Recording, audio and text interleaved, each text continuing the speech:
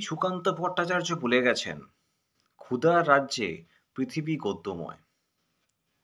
আর পূর্ণিমার চাঁদ যেন ঝলসানো রুটি।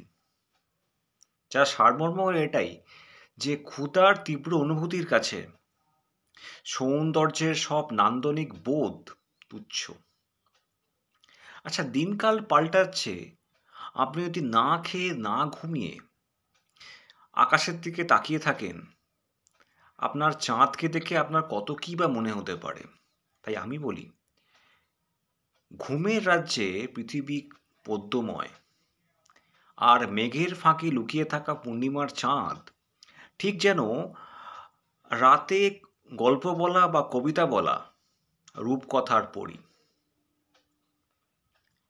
হ্যাঁ, কবিতা বা পদ্য বলার জন্য ঘুম অতি আবশ্যিক। তাই আপনারা সবাই ঘুমোবেন আপনার ইচ্ছা মতো, ঘুমকে ছাড়বেন না। আর দ্বিতীয় কথা, নিদ্রাহীন সুশীল সমাজ আশা করি সুকান্তবাবুর এই কবিতা নিয়ে আমার এই ধৃষ্টতাকে মার্জনা করবেন। আশা করি রাস্তায় কোথাও সাক্ষাৎ হলে আমার দিকে কোনো অসাংবিধানিক শব্দ বা কথাবার্তা ধেয়ে আসবে না। এবং শেষে সবচেয়ে বেশি ইম্পর্ট্যান্ট, আমার চ্যানেলটি অবশ্যই সাবস্ক্রাইব করবেন এবং ভিডিওটি লাইক করবেন।